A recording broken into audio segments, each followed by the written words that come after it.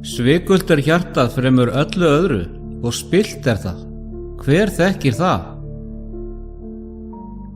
Þessi orð frá spámanninum Jeremía hljóma til okkar í dag frá liðnum öldum. Viðvaranir frá Esekiel, Jeremía og Jesaja voru ekki bara fornir spádómar. Þær eru vegvísir fyrir raunveruleika okkar tíma, falsspámenn, siðferðisleg hrörnun, uppreisn og yfirvofandi eyðilegging. Við höfum verið hér áður, en í þetta skiptið boðskapurinn enn mikilvægari. Þú gætir spurt, við hverju varaði Esekiel okkur við? Lifum við í raun og veru í sömu hættu? Hvernig tengjast þessir fornu spádómar óreiðu nútímans? Horfðu í kringu þig, stríð, hungursneyð, drepsótt og kerfi sem staðráðið í að falsa boðorð Guðs. Líkt og Babylon forðum daga eru öfl að rísa til að ögra grundvelli sannleikans. En Esekiel varaði ekki bara við veraldlegri eyðileggingu. Hann opinberaði andlegt stríð sem snertir alla þætti lífs okkar. Hliðstæðurnar þá og nú eru sláandi og þær krefjast athygli okkar. Þetta myndband mun leiða þig í gegnum þessar tengingar og draga línu frá uppreisn Ísraels til forna til núverandi heimskreppu. Vertu hjá mér allt til enda og ég mun afhjúpa spádóm hulinn í ritum Esekiels sem útskýrir ekki aðeins nútíman heldur gefur von það sem koma skal. Þessi sannleikur dýpri en nokkuð sem þú hefur uppgötvað áður og það lykillinn að því að skilja nákvæmlega hvernig allt mun enda. Kjarni vandans, mannleg blekking og illska. Kjarni málsins hjarta sjálft. Orð Jeremía rista djúpt. Svikult hjartað fremur öllu öðru og spillt það. Hver þekkir það? Jeremía 17:9. Þessi orð eru ekki bara alvarleg, þau eru greining á mannlegu eðli. Þetta ekki bara augnablik skortur á dómgreind eða stutt yfirsjón. Þetta rótgróið ástand sem rekur fólk sífellt lengra frá Guði. Ímyndaðu þér mann sem stendur á krossgötum. Einn vegur lítur fallega út, malbikaður loforðum auðlegð, þægindi og kraft. Hin leiðin þröng og hrikaleg og krefst auðmýktar og fórnfýsi. Hjarta hans segir honum að fara auðveldu leiðina, veginn sem ljómar af umbun. En það sem hann getur ekki séð að auðveldi vegurinn liggur að bjargi. Hjarta hans hefur blekkt hann. Þetta myndin sem Esekiel, Jeremía og Jesaja máluðu fyrir okkur. Manns hjartað í stjórnleysi leiðir til uppreisnar gegn Guði. En þetta snýst ekki bara einstaklingin. Þessir spámenn töluðu til heilu þjóðana, þjóða þar sem leiðtogar og þegnar snéru baki við Guði og treystu á eigin visku, eigin styrk. Þjóðir eins og Ísrael og Júda sem voru útvaldar af Guði féllu engu að síður í blekkingar vegna þess að hjörtu þeirra villtust frá boðorðum hans. Líttu nú á heiminn í dag. Þjóðir eru ekki svo ólíkar. Ríkisstjórnir lofa friði og öryggi en á bakvið tjöldin eru græðgi og eigin hagsmunir í fyrirrúmi. Stjórnmálamenn tala orð sem hljóma vel en þau búa oft yfir sviksamlegum ásetningi. Leiðtogar koma til móts við það sem þóknast fjöldanum frekar en að standa staðfastir í sannleikanum. Við höfum séð þetta áður á blaðsíðum ritningarinnar. Jesaja harmaði það hann segir: Veið þeir sem kallar hið illa gott og hið góða illt, sem gjöra myrkur að ljósi og ljós að myrkri. Jesaja 5:20. Þetta ástand Ísraels til forna og það endurspeglar ástand okkar nútímasamfélags. Þegar Esekiel talaði, varaði hann við þjóð sem var orðin siðferðislega gjaldþrota. Fólki var upptekið af græðgi, ofbeldi og skurðgoðadýrkun. Þeir höfðu yfirgefið lögin sem Guð hafði gefið þeim og valið í staðinn að fylgja eigin hjarta. Í dag sjáum við sama mynstur. Græðgi stýrir hagkerfinu, ofbeldi vegssamað í skemmtun og boðorð Guðs, sérstaklega hvíldardögur hans, eru hunsuð eða skipt út fyrir mannlegum hefðum. Við skulum skoða hvernig þetta spilast út í okkar daglega lífi. Kaupsýslumaður geti réttlætt að horfa fram hjá siðferðislegum gildum vegna þess að það hjálpar honum að komast áfram. Stjórnmálamaður geti fórnað heilindum fyrir völd. Fjölskylda geti forgangsraðað efnislegum auði fram yfir andlegan vöxt og þetta byrjar allt í hjartanu. Hjarta sem blekkir þá til að halda að þetta val sé skaðlaust, jafnvel gagnlegt, en þegar hjartað er langt frá Guði leiða þessar litlu blekkingar til meiri eyðileggingar. Viðvaranir Jeremía, Esekiel og Jesaja voru ekki bara fyrir þeirra tíma. Það eiga enn meira við í dag en nokkru sinni fyrr. Þegar þjóðir og einstaklingar hverfa lengra frá sannleika Biblíunnar bíða sömu afleiðingar. Guð varaði við því gegnum spámenn sína að uppreisn, ef hún er látin óheft, leiði til dóms. Við sjáum merki þess allt í kringum okkur. Efnahagshrun, pólitísk spilling, umhverfis hamfarir. Þetta er ekki bara tilviljunarkennt atvik. Þetta er ávöxtur af hjörtum sem hafa snúið sér frá Guði. Við megum ekki láta blekkjast og halda að þetta sé vandamál einhvers annars. Það er auðvelt að benda á leiðtoga, ríkisstjórnir og samfélög, en kjarni vandans byrjar hjá okkur. Hver manneskja verður að skoða eigið hjarta og spyrja: leyfi ég blekkingum að leiðbeina mér? Vel ég eigin hagsmuni fram yfir hlýðni við Guð? Þetta er spurning sem skiptir máli, því eins og við höfum séð í gegnum söguna, þegar hjörtu villast frá Guði, falla bæði einstaklingar og þjóðir. Þetta er ekki ákall örvæntingu, heldur ákall til vitundar. Rétt eins og spámennirnir vöruðu við, kölluðu þeir einnig á iðrun að snúa aftur til Guðs. Aðeins þegar hjartað er í takt við vilja hans getur sannur friður og endurreisn hafist. Hjartað getur verið svikult, en Guð er alltaf tilbúinn að umbreyta því ef við leyfum honum það. Í heimi nútímans þar sem blekking ríkir og siðferðisleg hrörnun breiðist út, þurfum við að hlýða viðvörun spámannsins meira en nokkru sinni fyrr, því að þegar hjarta snýr sér frá Guði getur vegurinn virst greiður en hann leiðir til glötunar. Samt er alltaf von fyrir þá sem leitast við að snúa aftur, því að Guð er alltaf reiðubúinn að lækna jafnvel spilltasta og svikulasta hjarta. Sýn Esekiels, falsspámenn og uppreisn. Orð Esekiels voru bein og ögrandi og sýn hans á falsspámenn hljómar alveg jafn sönn í dag og á þeim tíma. Vei hinum heimsku spámönnum sem fara eftir hugarburði sjálfra sín og því þeir hafa ekki séð. Esekiel 13:3. Þessi spámenn voru ekki bara afvegaleiddir, þeir voru hættulegir, leiddu fólk burt frá sannleikanum með fyrirheitum frið sem myndi aldrei verða veruleika. Þeir töluðu frá eigin hjarta, ekki fyrir munn Guðs. Og það sem verra þeir gerðu það að sjálfstrausti sem lét þá líta út fyrir að vera áreiðanlega. Ímyndaðu þér að þú sért í skipi týndur á sjó.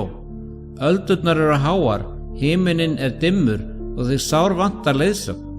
Allt í einu birtist maður sem heldur því fram að hann viti leiðina. Hann talar af öryggi og býður þér kort sem lofar stilltum sjó framundan.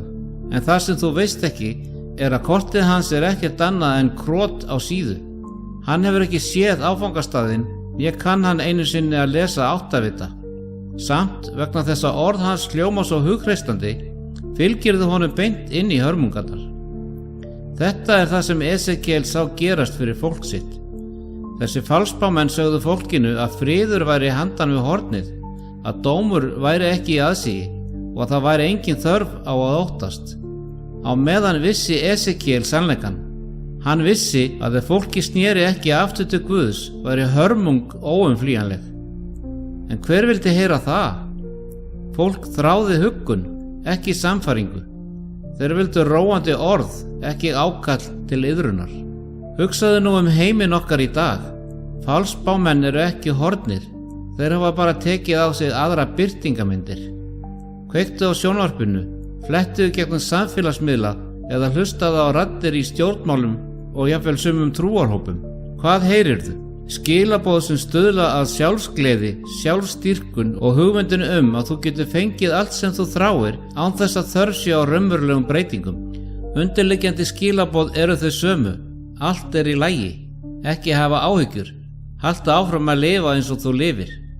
Þessar raddir enduróma falsspámennina á dögum Esekiels og rétt eins og þá þessi skilaboð að blekkja milljónir. Þeir að bjóða upp á falskan frið í heimi sem stefnir í andlega eyðileggingu. Stjórnmálamenn lofa lausnum á öllum vandamálum en hunsa undir rótina aðskilnað okkar frá Guði. Fjölmiðlar vegsama lífstíl sem í beinni uppreist gegn boðorðum Guðs, en setja þá fram sem æskilega, eðlilega, jafnvel dygðuga. Það sem verra þegar þessi fölsku skilaboð rata inn í trúarhreyfingar. Margar kirkjur í dag bjóða upp á fagnaðarerindi sem auðvelt að taka við, skilaboð sem snúa að velmegun, persónulegri velgengni og huggun, en sleppa hinum harða sannleika syndar, iðrunar og hlýðni við orð Guðs. Það huggandi fagnaðarerindi sem forðast óþægilegan raunveruleika dóms og mikilvæga þörf fyrir umbreytingu. Rétt eins og á tímum Esekiels leiða þessi útvötnuðu skilaboð fólk frá sannleikanum. Svo segir Drottinn allsherjar: hlýðið ekki á orð spámannanna sem spá yður, þeir draga yður á tálar. Þeir boða vitranir sem þeir sjálfur hafa spunnið upp en ekki fengið frá Drottni. Jeremía 23:16. Þessi orð hafa enn vægi í dag. Þeir sem tala frá eigin hjarta búa til skilaboð sem þóknast fjöldanum og steypa fólki undir andlega eyðileggingu. Þú sér sannleikur í orði Guðs huggar ekki alltaf. Stundum sakfellir hann. Hann kallar á iðrun og afturhvarf frá synd. Kallar á að endurskipuleggja líf sitt í samræmi við boðorð hans. En í heimi sem metur vellíðan og ánægju fram yfir fórn og hlýðni verða þessi skilaboð oft hunsuð. Og afleiðingin vaxandi uppreist, ekki bara hjá einstaklingum, heldur heilum þjóðum. Þetta hættan sem stafar af falsspámönnunum. Hvort sem þeir birtast í fjölmiðlum, í pólitík eða jafnvel á bakvið ræðustól, skipta þeir sannleikanum út fyrir lygi sem leiðir til þess að fólk hafnar boðorðum Guðs í þágu eigin langana. Þeir bjóða upp á falskan frið þegar það sem raunverulega þörf fyrir iðrun. Þeir tala blessanir án þess að nefna þá hlýðni sem þarf til að taka á móti þeim. Blekkingin lúmsk en hún allstaðar. Við lifum á tímum þar sem andleg barátta fer harðnandi, þegar meira í húfi en nokkru sinni fyrr. Það verið að rugga fólki inn í falska öryggistilfinningu og halda að það geti lifað eins og það vill án afleiðinga. En rétt eins og á dögum Esekiels verða afleiðingar. Spurningin munum við hlusta á hughristandi lygi eða munum við taka mark á viðvörunum sannleikans? Falsspámenn lofa friði en aðeins sannleikur Guðs leiðir til raunverulegs friðar. Friðar sem kemur frá hjarta sem gefist hefur honum, frá lífi í takt við orð hans. Í sýn Esekiels voru falsspámennirnir afhjúpaðir, blekkingar þeirra afhjúpaðar og rétt eins og þá munu blekkingar nútímans einnig koma í ljós. Valið okkar. Munum við fylgja huggunarröddunum eða munum við leita sannleikan sem leiðir til umbreytingar?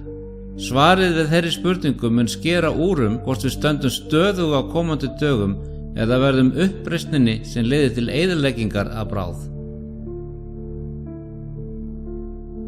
Siðferðisleg hrörnun í fölsun boðorða Guðs. Esekiel vissi við hvað hann var að fást þegar hann afhjúpaði siðferðislega hrörnun síns tíma. Hann sá það af eigin raun. Prestar hennar hafa brjálað lögmáli mínu og vanhelgað helgidóma mína. Þeir hafa engan mun gjört á því sem heilagt og óheilagt. Esekiel 22:26. Andlegu leiðtogarnir, þeir sem áttu að leiðbeina fólkinu á vegi Guðs, höfðu gjört mörkin milli þess sem var heilagt og hins almenna óskýr. Þeir leyfðu syndinni að komast inn í helgidómin og í stað þess að halda uppi lögmáli Guðs, snéru þeir því eigin löngunum í vil. Sjáðu þetta fyrir þér. Maður byggir hús, leggur hvern múrstein af nákvæmni eftir teikningu, en með tímanum byrja umsjónamenn hússins að hunsa teikningar.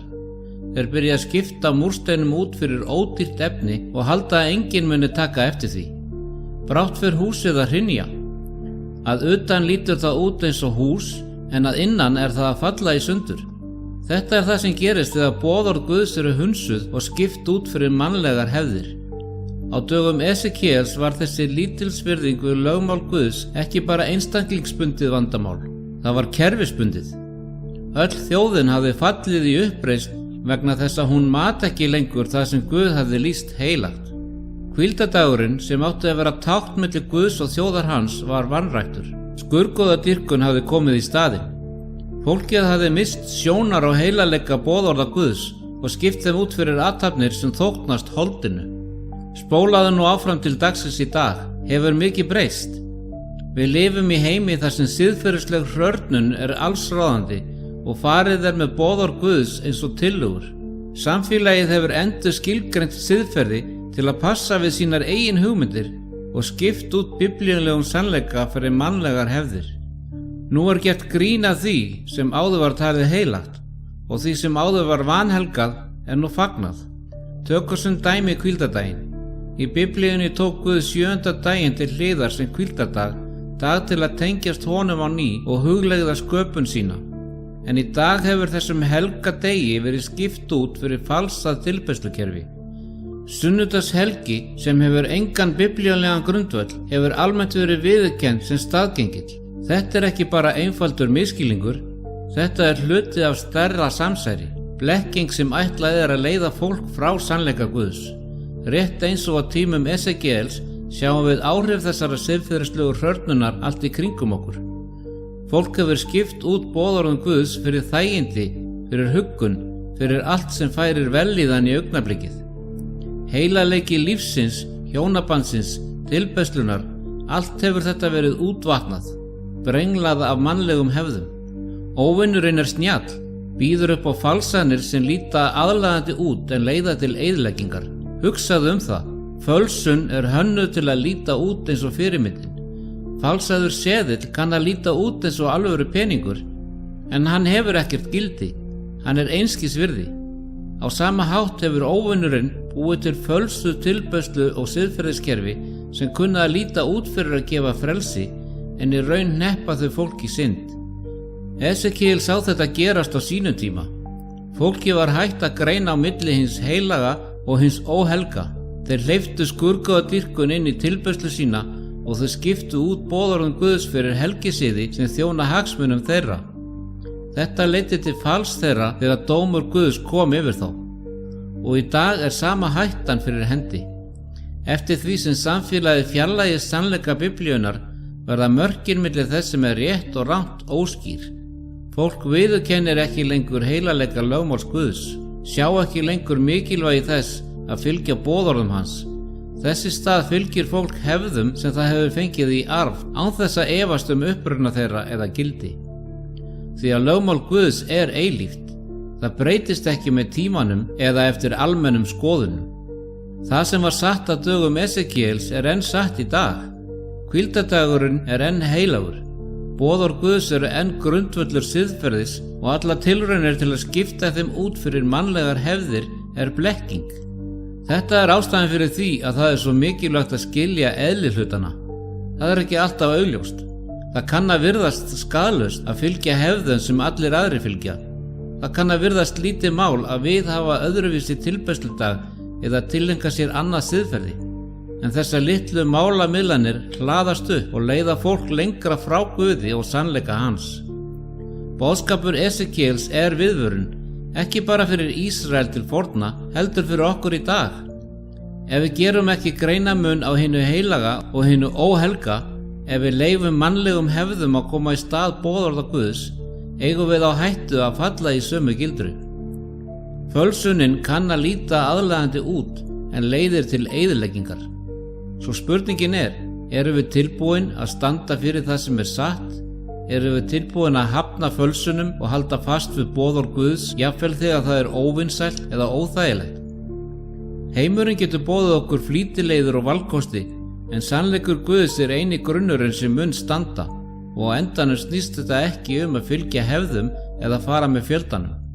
Þetta snýst að vera trúr Guði sem skapaði okkur, sem gaf okkur lögmál sitt, ekki til að íþyngja okkur, heldur til að blessa okkur. Og í heimi fullum af blekkingum er þessi trúfesti mikilvægari en nokkru sinni fyrr. Hlutverk Babylon fyrr og nú. Sjálft nafnið kalla fram myndir af víðáttumiklu og öflugu heimsveldi sem drottnar yfir hinum forna heimi. En Babylon snerist ekki bara pólitíska stjórn, heldur var hún miðpunktur skurðgoðadýrkunar, vígi falskrar tilbeiðslu sem reyndi að draga fólk frá hinum eina sanna Guði. Og áhrif þess dóu ekki með falli veraldlegs heimsveldis. Babylon í ritningunni var tákn andlegrar spillingar, afl sem heldur áfram enn í dag og lokkar hjörtu og huga til blekkingar.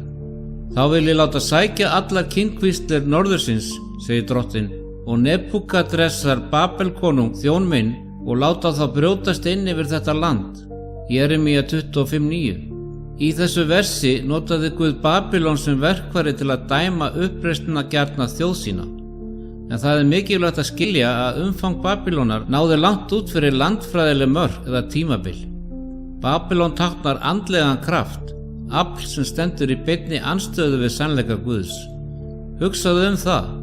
Aðalmerki Babylónar var skurguðadýrkun hennar. Musterin voru fulla guðum úr steini og málmi, en raunveruleg hætta var ekki í styttunum sjálfum, það var í hugafarinu sem það ræktuðu. Tilbeiðsla í Babylon þýddi að samræma sig krafti sem var ekki frá Guði, að leita uppfyllingar í hlutum sem gætu raunverulega aldrei verið fullnægt. Það var holdgerving uppreist sem var ekki bara bundin við forna sögu. Horfðu í kringum þig í dag. Andi Babylónar er ljóslifandi í dag, starfar í gegnum kerfi sem setja efnishyggju í forgang, stuðlar að fölskum trúarbrögðum og spilltri tilbeiðslu. Í Opinberunarbókinni 18:2 er Babylon lýst sem djöfla heimkynni og fangilsi alls konar óhreinna anda. Þetta snýst ekki bara veraldlega borg, þetta snýst víðtæk áhrif sem reka mannkynni frá Guði. Efnishyggja, hinn stanslausa leit af auði og þægindum, er ein helsta leiðin þar sem andi Babylon birtist í dag. Rétt eins og Babylon flaggaði auðæfum sínum, vegsamar nútíma heimur okkar efnislega velgengni hvert sem þú lítur, frá auglýsingaskiltunum sem liggja að þjóðvíginum til auglýsingana í símanum þínum. Skilaboðin eru skýr, þú þarft meira, meiri peninga, meira dót, betri stöðu. En eins og Babylon leiðir þessi leið til andlegs tómleika. Í hinum forna heimi voru guðir Babylónar tilbeinir með flóknum helgisiðum, en í dag hafa skurgoðin breytt form. Fölsk tilbeiðsla kemur nú fram á lúmskari hátt. Þetta snýst ekki bara að beygja sig fyrir styttu, þetta snýst að færa hluti ofar Guði, hvort sem það eru peningar, frægð, skemmtun eða jafnvel sjálfið. Og kerfin sem stuðlaði þessari fölsku tilbeiðslu eru allstaðar, allt frá upphefðinni í Hollywood á sjálfs eftirlátssemi til hugmyndafræðinar sem gengur yfir samfélagsmiðla og segir okkur að persónulegur árangur sé loka markmiðið. Taktu þér smá stund og hugsaðu hvað þú sérð á hverjum degi. Hvort sem það er nýjasta stórmyndin frá Hollywood, stöðugur straumur af efni á Netflix eða skilaboðin í tónlist nútímans, undirliggjandi þemað er oft það sama. Fylgdu hjarta þínu. Gerðu það sem gerir þig hamingjusaman. Lifðu í augnablikinu. Þessi skilaboð hljóma skaðlaus, en þau eiga sér djúpa rætur í anda Babylónar. Þau kenna sjálfstýrkun, hugmyndina að þú sért þinn eigin guð, ákvarðar hvað er rétt eða rangt, byggt á persónulegri löngun frekar en guðlegum sannleika. Á tímum Esekiels réðst Babylon ekki aðeins inn með herjum, heldur með hugmyndum. Skurgoðadýrkun þeirra leiddist inn í hjörtu fólks Guðs og freistaði þeirra til að yfirgefa sáttmála sinn við drottinn. Innrásin í dag er ekki síður hættuleg. Hinn andlega innrás Babylon kemur í gegnum hugmyndafræði sem ögrar valdi orðs Guðs. Falsk trúarbrögð og heimspeki lofa uppljómun en leiða aðeins til ruglings. Þau ýta undir þá hugmynd að allar leiðir liggi til Guðs, að sannleikurinn sé afstæður og að tilbeiðsla geti verið hvað sem við viljum að hún sé. Falsk spámenn og ríkisstjórnir vinna saman að því að breiða út þessa hugmyndafræði, rétt eins og þeir gerðu í Babylon til forna. Í dag sjáum við pólitískar og félagslegar hreyfingar sem mótmæla opinberlega boðorðum Guðs, stuðla að viðhorfum sem standa í beinni mótsögn við orð Guðs. Þessi kerfi draga athygli fólks frá sannleikanum og bjóða upp á huggun og ánægju í skiptum fyrir andlega málamiðlun. Áhrif Babylónar snúast ekki bara efnishyggju eða falska tilbeiðslu, heldur að spilla kjarna sannrar tilbeiðslu. Boðorð Guðs eru skýr, en andi Babylónar leitast við að snúa þeim og bjóða upp á falsaða útgáfu sem lítur aðlaðandi út en leiðir til tortímingar. Hvort sem það er í gegnum skemmtanaðinaðinn, að sækjast eftir auði eða alþjóðlegri hugmyndafræði er markmiðið það sama, að draga fólk frá Guði og út í uppreisn. Viðvörunin er skýr. Rétt eins og Babylon leiddi Ísrael út í skurðgodadýrkun eru þessi nútíma kerfi að leiða heiminn á sömu braut og afleiðingarnar eru jafn raunverulegar. Babylon getur boðið upp á tímabundna ánægju en hún getur ekki boðið upp á sannan frið. Auðæfi þess eru hverful, hugmyndafræði þess hol og loforð tóm. Andleg barátta Babylonar og fólks Guðs er í gangi og þær ákvarðanir sem við tökum á hverjum degi endurspegla hvar við stöndum. Ætlum við að láta tæla okkur á þægindum og hugmyndafræði Babylonar eða munum við standa staðföst í sannleika Guðs? Andi Babylonar getur verið sterkur en sannleikur Guðs er sterkari og á endanum er fall Babylonar óumflýjanlegt. Opinberunarbókin 18:2 segir: Fallin er Babylon hin mikla. Það kann að virðast eins og áhrif Babylonar séu óstöðandi, en dómur Guðs mun koma, alveg eins og hann gerði á dögum Jeremía. Babylon táknar allt sem leitast við að upphefja sig yfir Guð, fölsk tilbeiðsla, efnishyggja og mannlegt stolt, og að meðan heimurinn kann að vera heltekinn erum við kölluð til að rísa yfir það, viðurkenna fölsunina fyrir það sem hún er og vera trú Guði sem mun að lokum sigra. Leifarnar, trúfast fólk Guðs á öllum tímum. Í gegnum söguna, sama hversu dimmir tímarnir hafa verið, hefur Guð alltaf varðveitt leifar, tryggan hóp trúaðra sem eru honum trúföst. Esekiel talaði það, en ég læt nokkra yðar komast undan sverðinu til annarra þjóða og þegar yður hefur verið dreift löndin. Esekiel 6:8. Mitt í dómi, ringulreið og uppreist lætur Guð sig aldrei vera án vitna. Þetta eru þeir sem halda fast við sannleika hans þegar allir aðrir snúa sig frá. Þeir sem neita að beygja sig fyrir falskri tilbeiðslu eða aðlagast þrýstingi samfélagsins. Ímyndaðu þér eitt kerti í dimmu herbergi. Myrkrið er yfirþyrmandi, gleypir allt í kringum það. En þessi eini logi stendur flöktandi en ósveigjanlegur.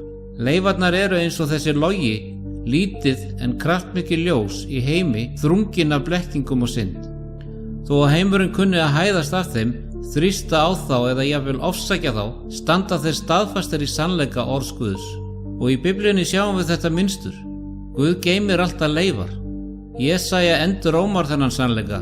Ef drottinn allsherjar hefði eigi látið oss eftir leifar, myndum við brátt hafa orðið sem Sódóma líkst Gómoru. Jesaja 1:9. Án leifana væri eyðileggingin algjör, en Guð í miskunn sinni skilur alltaf eftir fáa trúaða. Þetta eru þeir sem halda boðorð hans, sem kvikast ekki þegar meirihlutinn snýsir undan. Þeir skilja að sönn trúfesti þýðir að standa fast á sínu, jafnvel þegar það er óvinsælt. Í heimi nútímans á þetta hugtak jafnvel við. Við lifum á tímum þar sem samfélagið þrýstir á okkur að gera málamiðlanir til að vera í samræmi við staðla þess frekar en Guðs. Raddirnar í kringum okkur segja okkur að sannleikurinn sé afstæður, að við eigum að fylgja hópnum, að það sé óþarfi að standa fyrir eitthvað jafn gamaldags og boðorð Guðs. En leifar Guðs neita að hlusta á þessar raddir. Þeir halda fast við orð hans, vitandi að meirihlutinn hefur ekki alltaf rétt fyrir sér og sannleikurinn breytist ekki bara vegna þess að heimurinn gerir það. Hugsaðu það. Leifarnar hafa aldrei verið meirihluti. Þeir hafa alltaf verið fámennir, en þeir hafa alltaf verið sterkir í anda. Eins og Nói í heimi spillingar, eins og Daniel í Babylon, eins og kristnir menn í Róm. Þeir stóðu staðfastir þrátt fyrir yfirþyrmandi þrýsting. Og í dag kallar Guð enn leifar. Hann er að leita að þeim sem munu standa fyrir sannleikan sama hvað það kostar. Þeir sem munu halda upp í boðorðum hans í heimi sem vill endurskrifa þau. Þeir sem verða ljós sama hversu dimmir tímarnir verða. Það er ekki auðvelt að vera hluti að leifum Guðs. Það þýðir að standa þegar aðrir bregðast. Það þýðir að tala þegar aðrir þegja. Það þýðir að halda fast við lögmál Guðs þegar heimurinn í kringum þig segir að það skipti einhver máli. En leifarnar vita eitthvað sem heimurinn veit ekki. Þeir vita að Guð er trúr loforðum sínum, að hann mun styðja þau og að lokum verður trúfesti þeirra umbunað. Leifarnar standa ekki einir. Guð er með þeim, styrkir þá, leiðbeinir þeim og varveiti þá í gegnum hverja prófraun, rétt eins og hann lofaði í Jeremía 23:3. En ég vil sjálfur safna leifum hjarðar minnar saman úr öllum löndum þangað sem ég hef rekið þá og leiða þá aftur í haglendi þeirra og þeir skulu frjóvgast og þeim fjölga. Leifar Guðs geta verið litlar en þær gleymast aldrei. Hann mun safna þeim saman, vernda þá og á endanum mun hann sigra í gegnum þá. Svo spurningin hvar stendur þú? Ert þú hluti af leifum Guðs?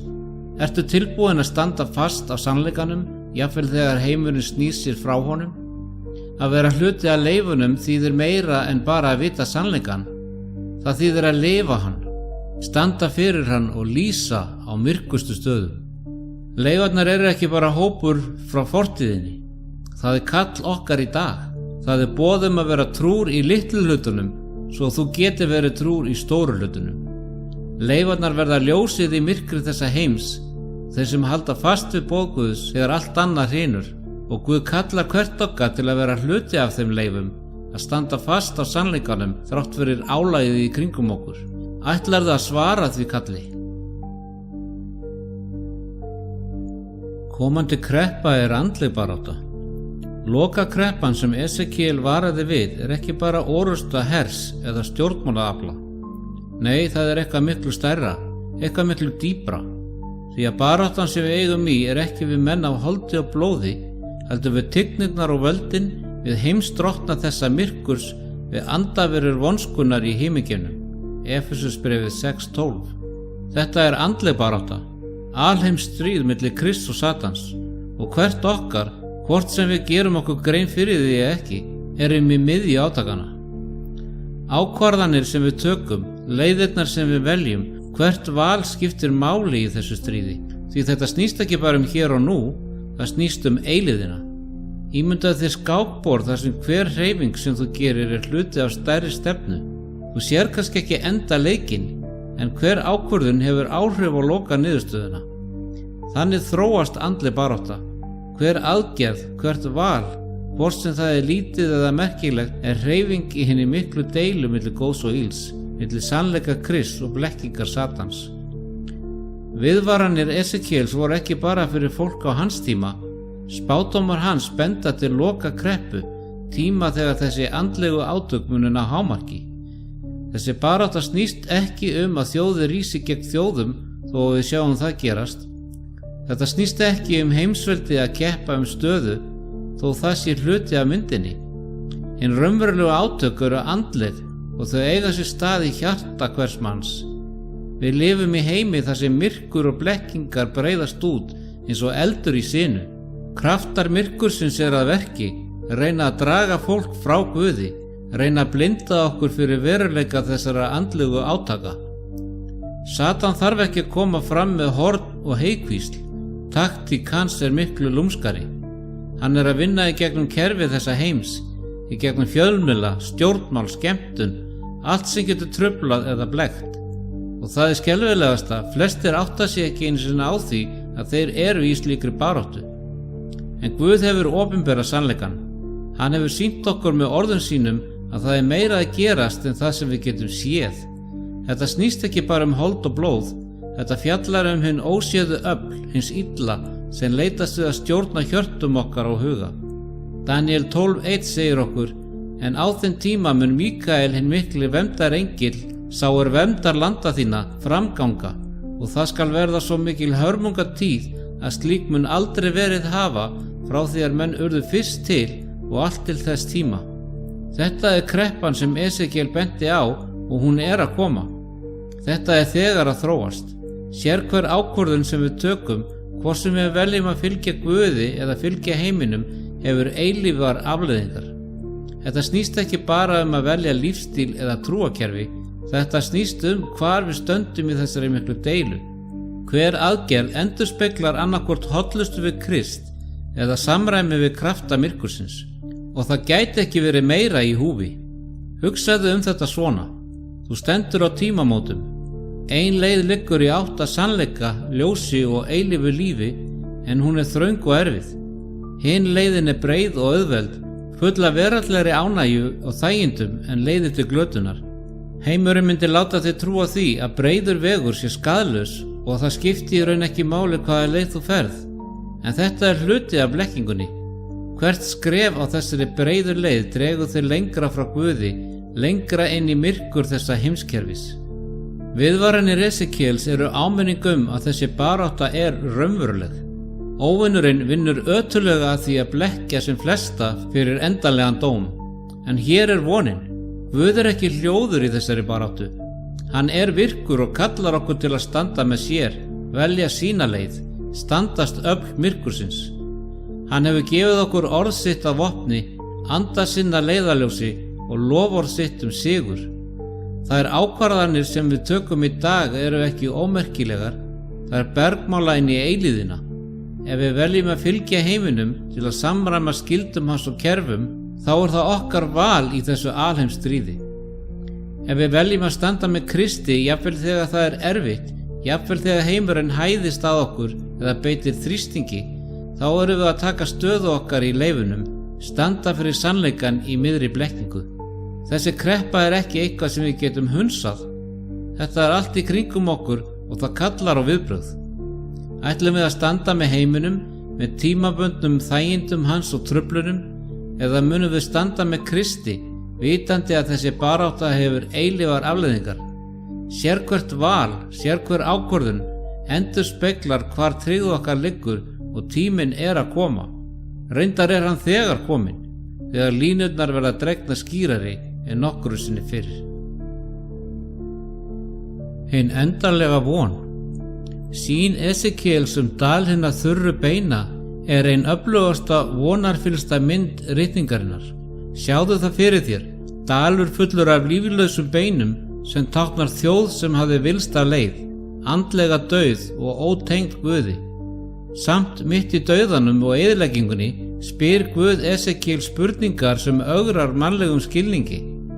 Mannsson, hvort munu bein þessi lifna við aftur? Esekiel 37:3. Esekiel sem gerir sig grein fyrir eigin takmörkunum svarar: Drottinn Guð, þú veist það. Á þeirri stundu opinberast djúp loforð. Guð sjálfur myndi blása líf aftur í þessi þurru bein. Sjá, ég læt lífsanda í yður koma og þér skuli lifna við. Esekiel 37:5. Þetta snerist ekki bara líkamlega upprisu, þó að Guð hafi vald til að lífga hinna látnu. Þetta snerist andlega vakningu, boðskapur sem gildir enn í dag. Þessi þurru bein voru mynd af andlegu ástandi Ísraels, en þau tala líka til okkar í heimi sem er andlega þurr, ótengdur og fjarri Guði. Mörgum líður í dag eins og þessi þurru bein, andlega dauð, vonlaus og aðskilin frá því lífi sem Guð einn getur gefið. Þrengingar lífsins, þungi syndarinnar og truflun þessa heims hafa skilið þá eftir tóma, þar sem þeir sinna sínum málum án tilgangs eða gleði. En sami andi sem blæs lífi í þessi þurru bein í sýn Esekiels getur blásið lífi í okkur í dag. Þetta er síðasta vonin að Guð yfirgefi ekki fólk sitt. Sama hversu andlega þurr eða dauð okkur kann að líða, hann lofar að endurreisa okkur. Andi hans, sami andi sem færði Adam líf í garðinum, getur lífgað okkur við, læknað okkur og tengt okkur aftur við uppsprettu alls lífs. Þetta snýst ekki bara líkamlega upprissu í lok tímans, þó að það loforð sé örugt. Þetta snýst andlega vakningu sem byrjar í hjörtum þeirra sem leita hans. Jesaja 26:19 endurómar þetta loforð. Menn þínir sem dánir eru skulu lifna, lík þeirra rísa upp. Vaknið og hefið fagnaðar söng, þér sem búið í duftinu, því að döggin þín er dögg ljóssins og jörðin skal fæða þá sem dauðir eru. Rétt eins og Guð lofar að vekja upp hina dauðu, lofar hann að endurnýja fólk sitt andlega. Þetta er vonin sem skín í gegnum myrkrið. Í heimi fullum af ringulreið og andlegri hrörnun er Guð enn að verki, safnar saman trúföstum leifum sínum og blæs nýju lífi í þá. Þetta loforð er ekki bara fyrir Ísrael til forna, það er fyrir okkur í dag. Guð mun endurreisa fólk sitt. Hann mun safna saman leifum sínum og blása lífi í þar aftur. Þetta er ekki fjarlæg von. Þetta er veruleiki sem við getum upplifað núna. Kraftur heilags anda er nauðsynlegur fyrir þessa vakningu. Það er andinn sem færir okkur aftur til lífsins þegar okkur líður sem andlega dáin, sem endurnýjar hjörtu okkar og huga, sem gefur okkur kraft til að lifa í samræmi við vilja Guðs.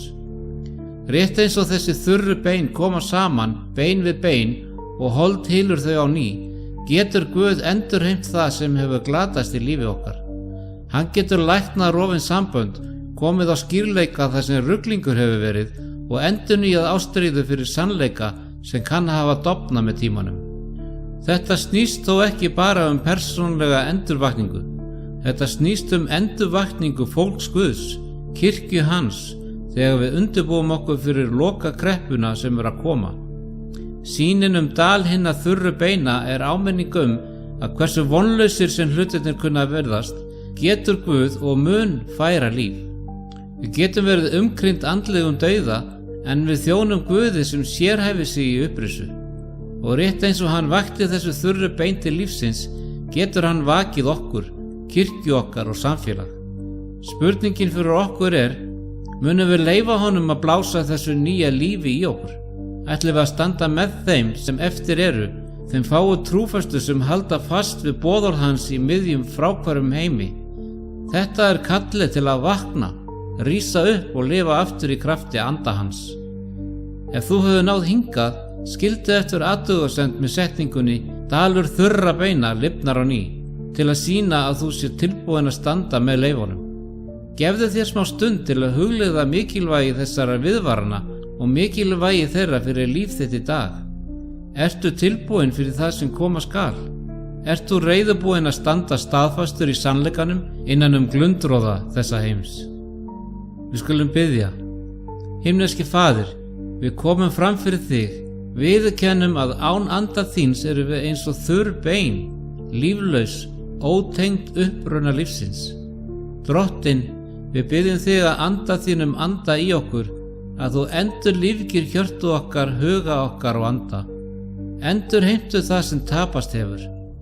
Endurnýjaðu ástríðu okkar fyrir sannleika þínum og leiðbindu okkur þegar við leitumst við að standa með trúfastum leifum þínum á þessum síðustu dögum. Við vitum að baráttan sem við stöndum frammi fyrir er ekki bara veraldleg heldur andleg.